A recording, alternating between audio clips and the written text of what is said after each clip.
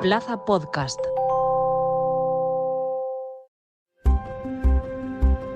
La entrevista de Alicante Plaza.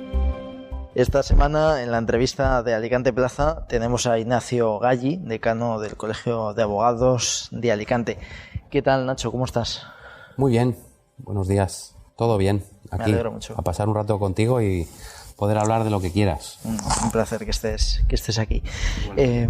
Oye, aprovechando que estamos aquí, te quería hacer una consulta jurídica.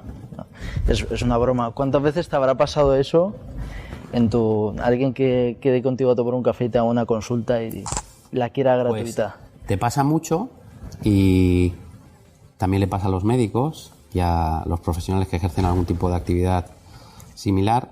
Y bueno, pues si te apetece, quien te pregunta es amigo y no tienes problema en intentar asesorarle, le asesoras, pero hay una respuesta que a mí me gusta dar en esos casos y es la siguiente. Digo, eso se lo tendrías que preguntar a un abogado, ¿vale? ¿Por qué me gusta contestar eso? Porque cuando tú estás tomando café con un amigo no tienes por qué ejercer como abogado, y si tú quieres consultar con un abogado lo que tienes que hacer es irte a su despacho, consultar con el abogado, pagarle la consulta y recibir el asesoramiento, porque los abogados, al igual que los médicos, también tenemos nuestra vida privada y tenemos derecho a disfrutarla. Sí, y también pues tenéis como se suele decir, ¿no? La rara costumbre de comer, ¿no? Y tenéis que cobrar Te pregunto esto porque los abogados están más precarios que antes, es decir, antiguamente pues existe un poco el mito, ¿no? Ahora cada vez menos, de que pues, ser abogado es estar, pues tener bastante dinero, tener una situación acomodada, ¿no? Pero hoy en día sí que es verdad que sobre todo en los abogados más jóvenes pues suele haber bastante precariedad, ¿no? En el sentido, esa es la sensación que hay, ¿no? Por lo menos cuando se ponen por su cuenta, ¿no? Es decir, cuesta abrirse paso en la abogacía, en la profesión. Te voy a contestar primero a la pregunta primera que has hecho, que es si los abogados actualmente tienen ese estatus, por decirlo de alguna manera, que la sociedad cree, ¿vale? Estatus me refiero económico y... Pues yo te diría que la realidad de la abogacía es muy distinta a la que la gente piensa que es, ¿vale? Cuando ejerces una profesión, al final ofreces un servicio de asesoramiento o ofreces tus conocimientos jurídicos, y la abogacía de hace años pues era muy distinta a la abogacía de hoy día, y la abogacía de hoy día pues no siempre está asociada a ese estatus económico y a esa rentabilidad económica de la prestación de ese servicio, ¿vale? ¿Qué ocurre? Pues que cada vez es más difícil que funcione un despacho. ¿Por qué? Porque un abogado es casi como un artesano que tiene que dominar muchas esferas y muchos ámbitos, no solo el conocimiento de la ley y el correcto asesoramiento que puedas ofrecer, sino además tienes que tener habilidades comerciales, tienes que tener capacidad de captación de clientes, tienes que tener mucha empatía porque tratas con multitud de gente de distinta condición, con distintas necesidades, y tienes que tener además la capacidad de gestionar una empresa, porque un despacho de abogados es una empresa. Por lo tanto, hay multitud de factores que hacen difícil, o quizá más difícil, que funcione un despacho de abogados que, por ejemplo, que funcione una panadería, con los problemas que tendrá una panadería, que los desconozco, pero que seguro que los tiene, ¿vale? Por lo tanto, yo diría que es una profesión, al igual que otras muchas, entiendo que también, pues que cada vez es más difícil ejercer, y eso implica que sea, por supuesto, difícil empezar una actividad sin tener todos los puntos de apoyo necesarios para que un despacho funcione desde cero. Entonces, no es lo que la gente se piensa. Los abogados que trabajamos y que desarrollamos nuestra actividad lo hacemos muy duro todos los días, no puedes bajar la guardia, y no es nada fácil este trabajo, porque además trabajas con problemas de los demás, tienes que solucionarlos y por lo tanto en cierta medida hacerlos propios para buscar y encontrar la solución, y esto te genera también a nivel mental un estrés muy importante que hay que saber gestionar. Tenemos que tener muchas habilidades de mucho tipo para que un despacho de abogados pueda funcionar y un abogado pueda desarrollar su actividad con salud mental. Lo que dices, ¿no? De, pues eso, tratar, solucionar o intentar solucionar los problemas de la gente. Hablabas de la empatía, ¿no? En una entrevista dijiste que para ser buen abogado había que ser buena persona, ¿no? Sí. Eso también lo dice Víctor Coopers, ¿no? En general, de que para ser buen profesional hay que ser primero buena persona, ¿no? Eso rompe un poco el mito de que hay mucho, pues en las películas, ¿no? Del típico abogado que es un tiburón, ¿no? Ahora mismo no me salen los títulos, ¿no? Pero ¿crees que ha hecho mucho daño el cine para mitificar un poco la figura del abogado como alguien sin escrúpulos?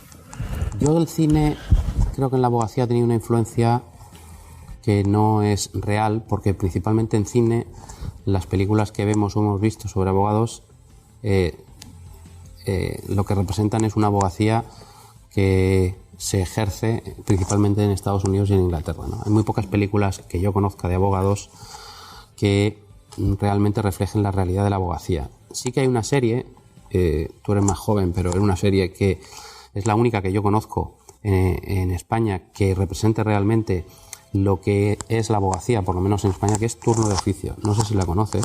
Es una serie buenísima que yo se la recomiendo a todo el mundo que quiera conocer la realidad de la abogacía, y aquella serie sí que reflejaba un poco la realidad de los abogados de hoy en día. No creo que afecte o haya afectado el cine a la consideración de la profesión en los ciudadanos, o por lo menos en España. No creo. Pero sí que es verdad, al hilo de lo que comentabas al principio, que considero que los abogados en general, ¿vale?, y los que yo conozco, y por lo menos los que están en nuestro ámbito de actuación, los buenos abogados, en mi opinión, son primero buenas personas, porque tú tienes que, por supuesto, defender los intereses de tu cliente, porque para eso te encargan el asunto, pero también tienes que hacerle ver, pues, las distintas opciones, posibilidades, todos los elementos que se conjugan en un procedimiento judicial y que pueden llevar a distintos resultados, y eso se tiene que transmitir con sinceridad, con mucha empatía, y tienes que saber transmitirlo con esa sinceridad y esa empatía al cliente. Por lo tanto, una característica esencial de un buen abogado, te diría que la más importante, ¿vale?, es ser buena persona, en mi opinión. Hablabas de la serie Turno de Oficio, ¿no? Hay una serie, ¿no?, que cuando yo estaba en la carrera, ¿no?, ahora perdí un poco de fuelle porque terminó, ¿no?, que de hecho salía, pues, la mujer del príncipe Harry, Meghan Markle, que se llama Switch, ¿no? Y prácticamente todo el mundo en la facultad la veía y demás. ¿Crees que hace un retrato fiel del oficio o es muy fantasioso? No, en absoluto. Vamos a ver, en absoluto. Precisamente esa serie refleja un tipo de abogacía distinto al que día a día se desarrolla en los despachos de España y de Alicante. ¿Habrá despachos que tengan ese nivel de asuntos? Pues puede ser, pero muy pocos. No son ni mucho menos la generalidad. Precisamente esa serie no refleja la realidad de la abogacía. Hubo un artículo que lo leí creo que fue incluso hace 8 años, ¿no?, que a mí me sorprendió mucho, ¿no?, porque creo que tendía un poco a la generalización, ¿no?, que fue del que ya nos dejó hace varios años, del columnista de ABC David Gistau, que lo tituló El peor oficio del mundo, ¿no?, y hablaba un poco de los abogados y demás, ¿no? ¿Por qué crees que está tan mal visto por parte de algunos sectores de la ciudadanía la abogacía? Yo creo que la gente que no ve con buenos ojos la abogacía lo hace por desconocimiento, ¿no? Yo te diría que no solo no es el peor oficio del mundo, te diría que es uno de los mejores oficios del mundo, porque cuando tú trabajas para solucionar problemas y consigues solucionarlos, la satisfacción que te da a ti, no ya la económica, sino la personal que te da el poder solucionar el problema de un cliente y que al propio cliente le das, cubre con creces el resto de elementos negativos que lleva consigo el trabajo del día a día, el estrés, la carga de trabajo, los problemas de gestionar una empresa.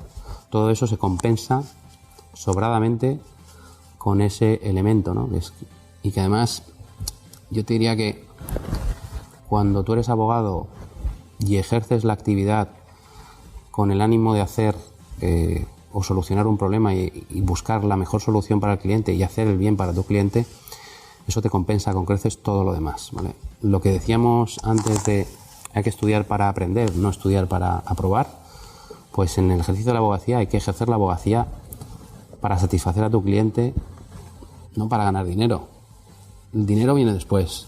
Cuando tú haces bien tu trabajo y obtienes un buen resultado, evidentemente el cliente te lo va a pagar y te va a reconocer tu trabajo. Pero no tienes que estudiar un asunto o llevar un asunto por el mero hecho de que puedes facturar más o menos, no. Hay que hacerlo con entusiasmo, con ganas, con pasión, y eso es lo que te permite disfrutar de un trabajo que sí que tiene cosas malas por el estrés, la preocupación y todo lo que anteriormente hemos comentado, pero que tiene muchas cosas buenas. Por lo tanto, aquel periodista que calificó nuestra profesión como la peor profesión del mundo, pues yo discrepo plenamente, y además creo que aquellos que opinan que eso es así lo hacen por ignorancia. También hay pues cierta ignorancia de lo que hablábamos antes, ¿no? Al principio, de que se piensa pues que los abogados están subidos en el dólar y demás. Tenéis situaciones precarias en algunos aspectos como es, y que os preocupan mucho, como es el tema de la jubilación, ¿no? Sí. También podríamos entrar en el tema del turno de oficio y demás. El tema de la jubilación, ahí pues tenéis una mutualidad, ¿no? Que al final no ha sido o no ha funcionado como se esperaba. ¿Qué ha pasado exactamente y qué soluciones vais a buscar?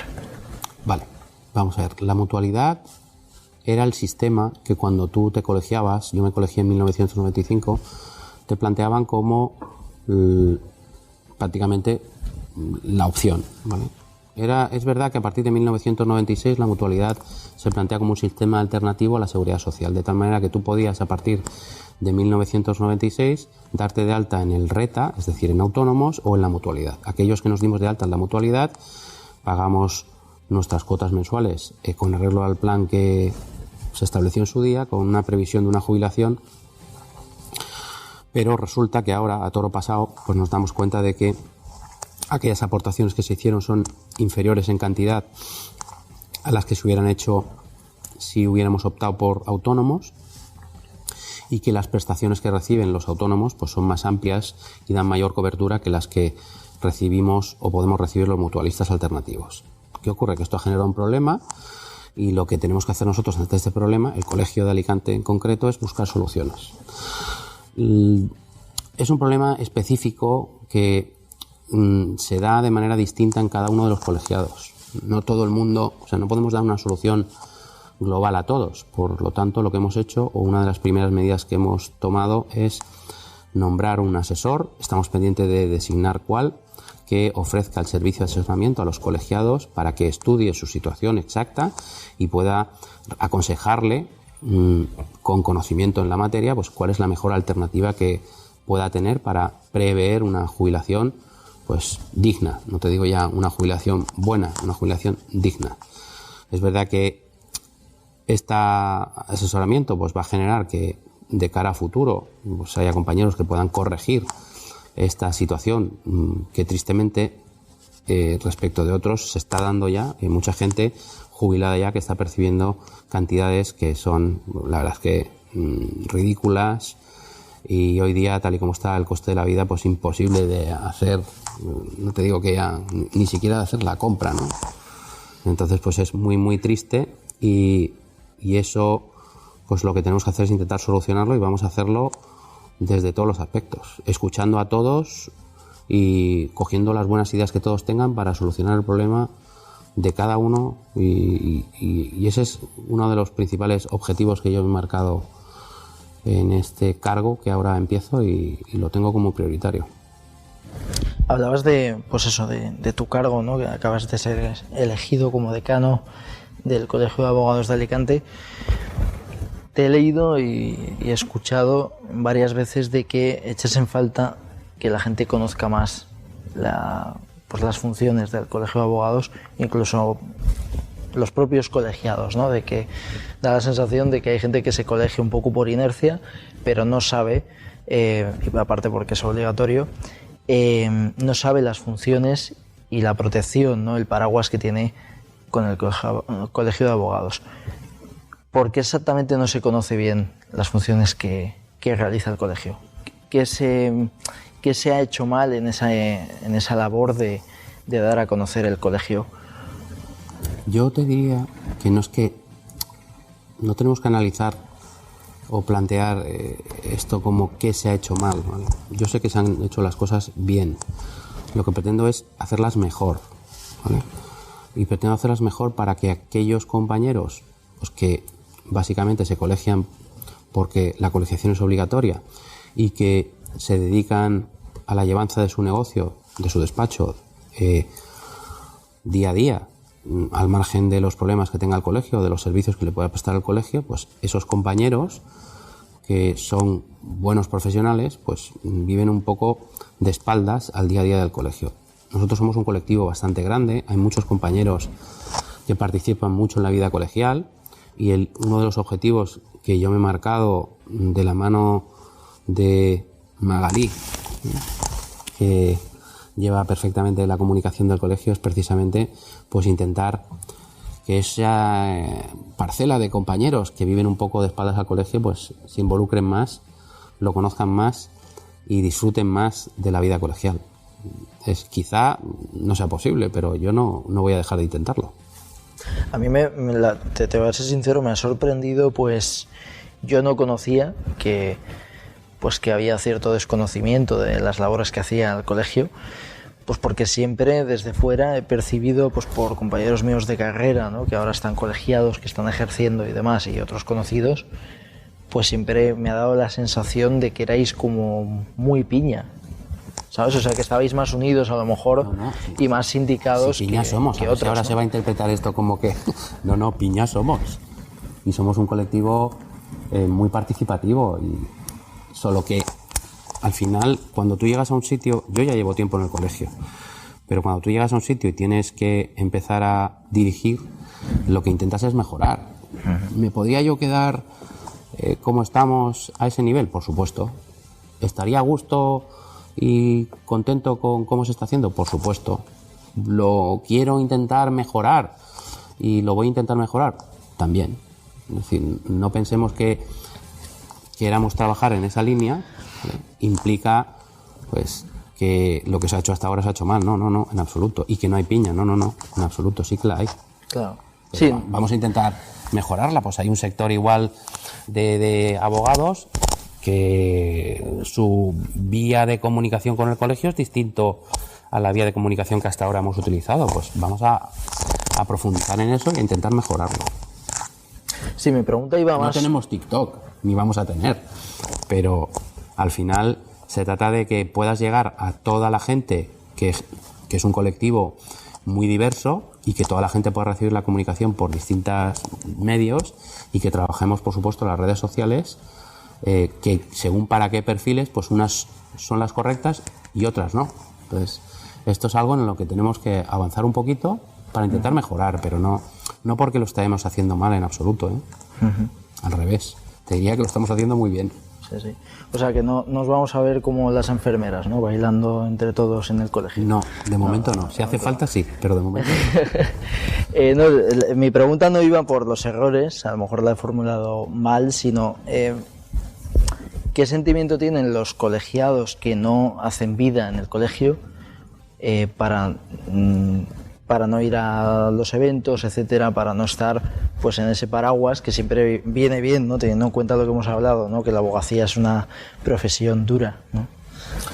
Yo te diría que eso se lo tendrías que preguntar a quienes no participan de la vida colegial. Pero quiero pensar, y como yo tengo contacto con muchos, sí que creo que te puedo dar una respuesta, que el hecho de que no participen de forma activa no significa que no estén contentos con la actividad colegial, ¿vale? Hay determinados perfiles en la sociedad en general distintos. Hay gente que es muy participativa, que le gusta mucho la vida colegial, al igual que le gusta mucho pues participar en su comunidad de propietarios en lo que haga falta. Hay gente que no lo es tanto, pero no está a disgusto con la gestión que se está haciendo.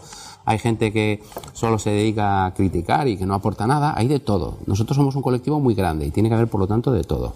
No me parece que, por el hecho de que haya gente que no participe, muestre cierto descontento a la labor que se hace en absoluto. Es más, te diría que es al revés.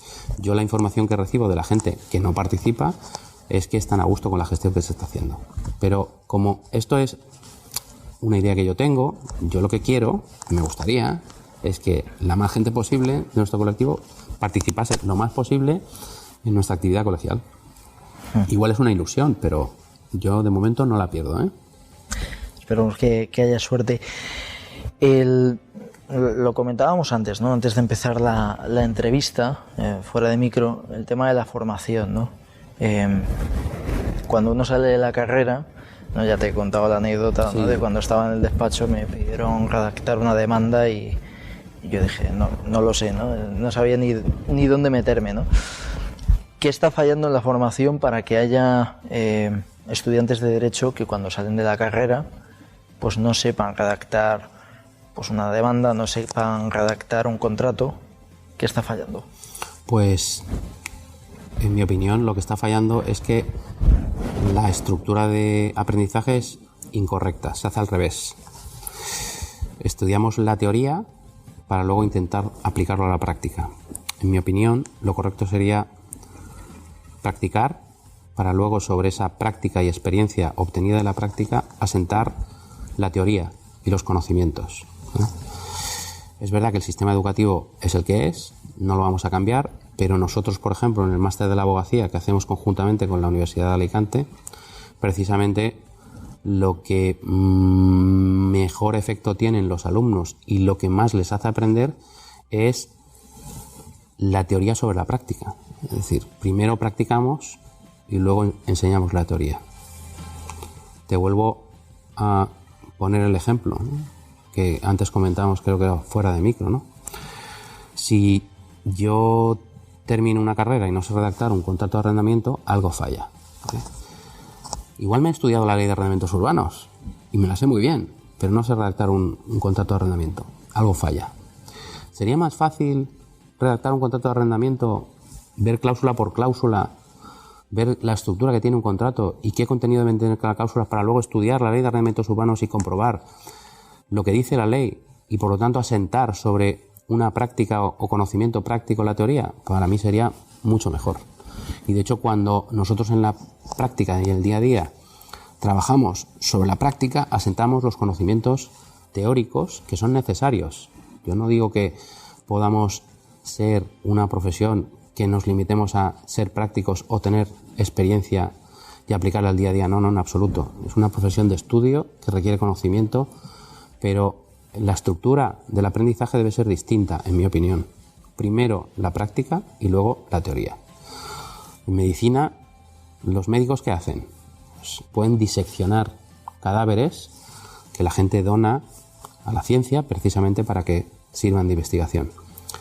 Es más fácil entender cómo funciona un corazón si tú tienes el corazón sobre la mesa, lo puedes diseccionar, ver, comprobar y estudiar, y luego estudiarlo o aplicar ese estudio teórico a cómo funciona un corazón, por supuesto. Por lo tanto, el ejemplo de la medicina quizá nos sirva para entender que el mecanismo de aprendizaje es, en mi opinión, erróneo, pero no tanto porque no haya que estudiar teoría. La teoría es fundamental, ¿vale? Sino porque la estructura de conocimiento se tiene que asentar sobre unos pilares que en este caso son mucho más sólidos si se inician desde la práctica. Y yo, por lo menos, habrá gente muy lista, muy inteligente que pueda luego aplicar la práctica sobre la teoría, pero me parece más sencillo aplicar la teoría sobre la práctica aprendida. En tu carrera como abogado has llevado un montón de casos, ¿no? Preparando la entrevista, pues vi que había sido uno de los abogados, ¿no? En el caso de Sonia Castedo, ¿no? Que salió pues sí, absuelta. Sí. Precisamente en la tertulia, ¿no? Que se ha grabado antes de esta entrevista, hemos hablado pues del caso de Mónica Oltra, ¿no? Que también se ha archivado la causa. Y hablábamos prácticamente al final de esa tertulia, ¿no? Pues un poco de si cómo se le puede devolver, ¿no?, a Mónica Oltra pues ese desprestigio, ¿no? Cómo se le puede devolver a Sonia Castedo, que prácticamente está tocado, ¿no?, ese prestigio, ¿no? Y desde hoy en día todavía hay gente que no se ha enterado de que fue absuelta y sigue considerándola pues corrupta, ¿no? ¿Crees que debería haber un tipo de mecanismo para devolver pues ese prestigio a las personas? Es decir, o debería haber ciertos límites, ¿no? Ahí entra el derecho de libertad de expresión y libertad de prensa, ¿no? Pero ¿qué opinas como abogado de esos linchamientos mediáticos, ¿no?, que se hacen y que hacen un juicio paralelo? ¿Cómo viviste tú como abogado ese caso? Bueno, yo defendí a Sonia. La defendí tardíamente porque yo me hice cargo de la defensa cuando ya estaba señalado el juicio, no en la fase de instrucción, y para mí ha sido pues, un trabajo muy bonito y he disfrutado mucho llevando su defensa, y considero que es injusto lo que le ha ocurrido a ella como lo que le ha ocurrido a Mónica Oltra o a quien haya sufrido un procedimiento tan mediático y finalmente haya sido absuelto, ¿vale? Hay una cosa que yo me acuerdo cuando obtuvimos la sentencia absolutoria en aquel procedimiento, hay una cosa que yo comenté en su día y que me parece que es importante remarcar, y es que la presunción de inocencia, ¿vale?, implica que uno es inocente hasta que no se demuestre lo contrario. Y cuando en un artículo o medio de comunicación se habla del presunto asesino, del presunto estafador, del presunto corrupto, ¿vale?, realmente lo que estás haciendo es distinto a la presunción de inocencia, porque si presumes algo, ¿vale?, lo das por hecho y por lo tanto no vale con añadir el calificativo de presunto a la autoría de un hecho delictivo, porque precisamente ser presunto inocente es que tú no eres autor, ni presuntamente ni de manera no presunta, no eres autor hasta que no se demuestre lo contrario. ¿Qué ocurre? Que esto es un problema social. Desde siempre nos ha gustado hacer sangre respecto de las personas que se ven inmersas en un asunto y en los judiciales también. Es muy fácil criticar, es muy fácil aquella persona que ha estado arriba y ahora está abajo, pues vilipendiarla, es muy fácil y es un problema social. No creo que sea un problema de carácter jurídico, porque al final la presunción de inocencia, ¿qué tendría que pasar? Porque no se diera ningún tipo de información de un proceso judicial abierto. Esto tampoco es coherente con la libertad de prensa, ¿no?, y con el derecho que tienen los ciudadanos a la información. Es muy complejo. Quizá lo que habría que hacer es cambiar la mentalidad de los ciudadanos y hacer ver a todo aquel que lee una noticia que esa persona, hasta que no sea condenada, no es culpable de nada, y respetar esa presunción de inocencia, pero de verdad. No solo con el calificativo de presunto. A mí no me vale el calificativo de presunto. Lo que realmente tenemos es que concienciar a las personas que leen un periódico, que escuchan una noticia, que esa persona, hasta que no sea condenada, no es culpable. Condenada, además, firme. Pero esto es muy difícil. Problema más social que jurídico. En tu trayectoria, ¿cuál ha sido el caso más complicado que has llevado? ¿Te acuerdas de alguno? Complicados son todos. Te diría delicado. Complicado jurídicamente son todos. Además, nosotros no podemos confiarnos nunca, ¿vale? Un asunto que parece fácil, si te confías puedes perderlo. Y esta profesión te pone muchas veces en tu sitio, porque hay veces que te confías en la llevanza de un procedimiento y luego resulta que te das cuenta de que no tenías que haber bajado la guardia, ¿no? Porque tienes enfrente a un compañero, normalmente, o a un fiscal en los procedimientos penales, que sabe igual o más que tú, ¿vale? Y tú no te puedes confiar. Por lo tanto, la complicación existe en todos los procedimientos. Es verdad que algunos jurídicamente son más complejos que otros y sobre todo por volumen.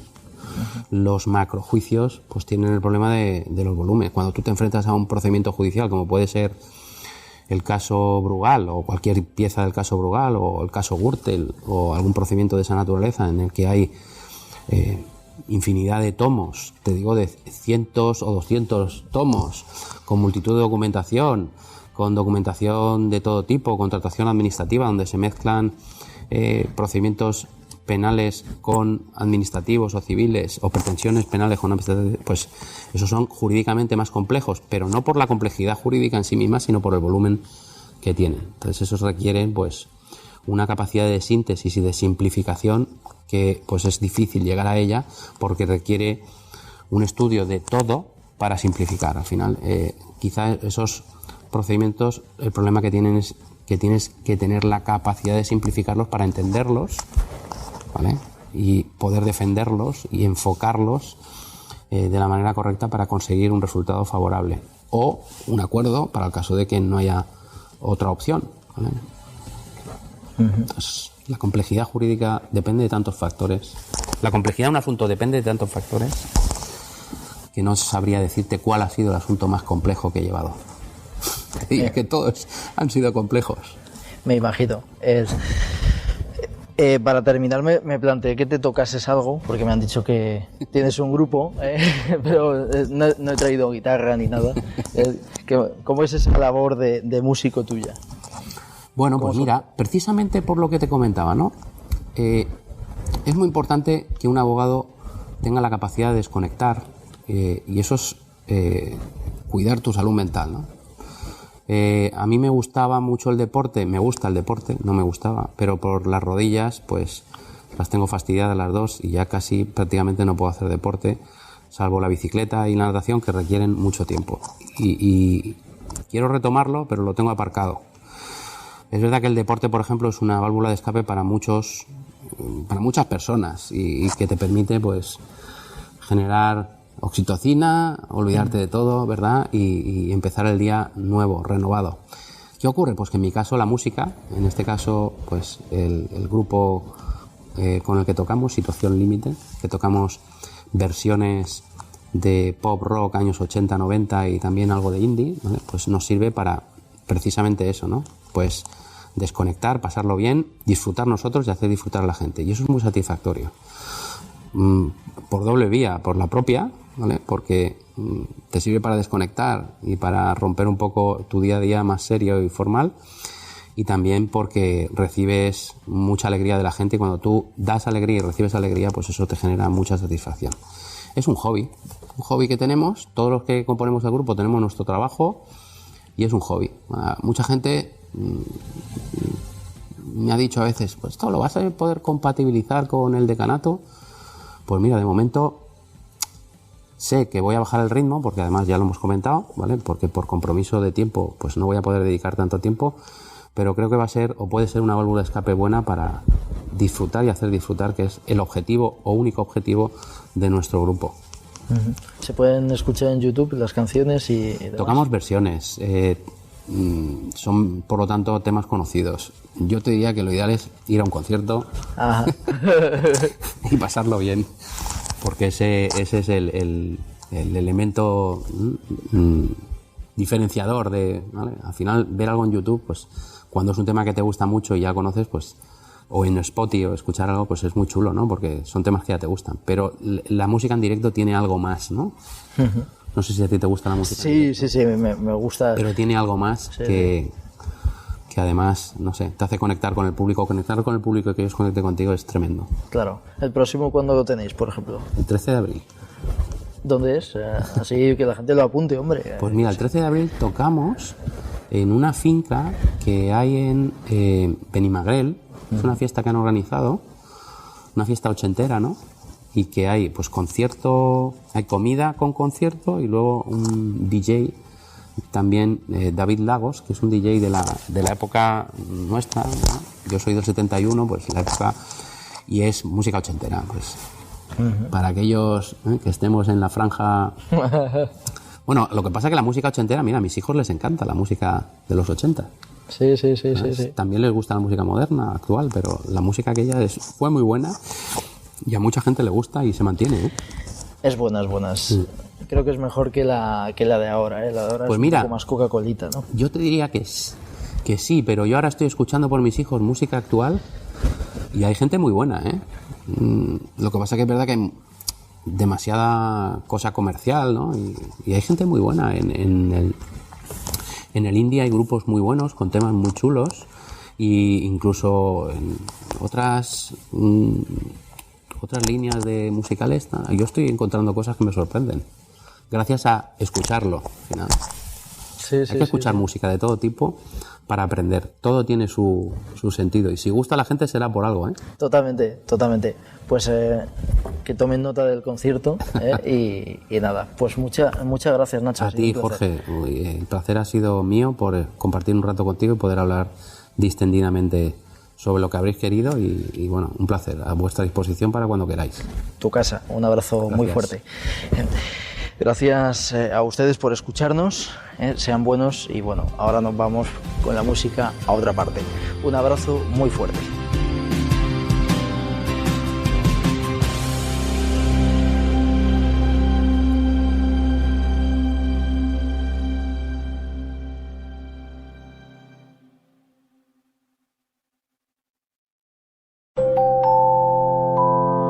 Plaza Podcast.